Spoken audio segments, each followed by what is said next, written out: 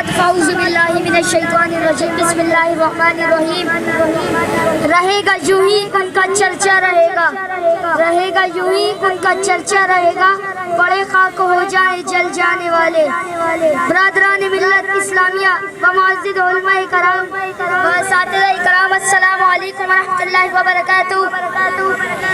میرا آج کا موضوع ہے سخن میلاد مصطفیٰ صلی اللہ علیہ وسلم ہے۔ آج کا یہ دن بہت ہی اہمیت کا حامل ہے اس اعتبار سے کہ آج کے دن اللہ رب العزت نے مسلمانوں پر احسان فرماتے ہوئے ہمیں عظیم نعمت سے سرفراز فرمایا،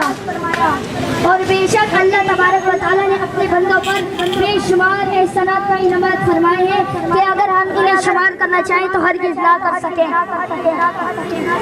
کہ اگر ہم انہیں شمار کرنا چاہیں تو ہرگز نہ کر سکیں۔ قرآن مجید نے انسان پر کی گئی مختلف نعمتوں کا ذکر کئی مرتبہ فرمایا ہے کہ یعنی کہ اگر تم اللہ تعالیٰ کی نعمتوں کو گنو تو شمار نہ کر سکو گے۔ اللہ تعالیٰ نے مسلمانوں پر بے شمار احسانات فرمائے ہیں، بولنے کے لیے زبان، سننے کے لیے کان، دیکھنے کے لیے آنکھیں، سونگھنے کے لیے ناک، چلنے کے لیے پیر اور سوچنے کے لیے دماغ عطا فرمایا ہے۔ اگر اللہ تعالیٰ چاہتا تو ہمیں دنیا کی کوئی بھی مخلوق بنا دیتا، مگر اس کا احسان کہ ہمیں اشرف و مخلوقات بنایا۔ پھر اگر وہ چاہتا تو بغیر ہاتھ، بغیر پاؤں، بغیر ناک، بغیر دماغ کے ہمیں عطا فرماتا،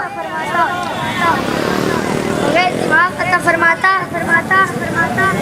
باقی اس کا احسان کہ ہمیں عمدہ اعضاء جسمانی سے پیدا فرمایا، مگر اللہ تعالیٰ نے کسی نعمت پر احسان نہیں جتلایا۔ اگر احسان جتلائے تو صرف عظیم نعمت پر جو میرے پیارے حبیب صلی اللہ علیہ وسلم کی صورت میں ہمیں عطا فرمائی،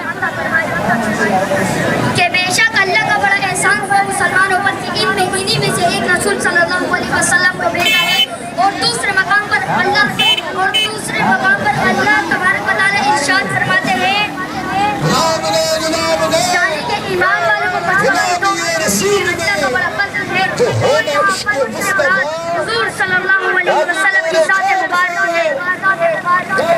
اور یہاں پر مراد حضور صلی اللہ علیہ وسلم کی ذات مبارک ہے۔ میرے سنیت کے درد رکھنے والے دوستو، بلا شبہ اگر رب تعالیٰ کا حضور صلی اللہ علیہ وسلم کا وجود مسعود پیدا کرنا نامقصود ہوتا، زمین و فلک نہ ہوتے، سماوات و سماوات نہ ہوتے، شمس و قمر نہ ہوتے، برگ و شجر نہ ہوتے، باب و سمن نہ ہوتے، خشک و تر نہ ہوتے، لال و گہر نہ ہوتے، پہاڑوں کی بلندی نہ ہوتی، کلیوں کی مسکراہٹ نہ ہوتی، سمندروں کی زیبائی نہ ہوتی،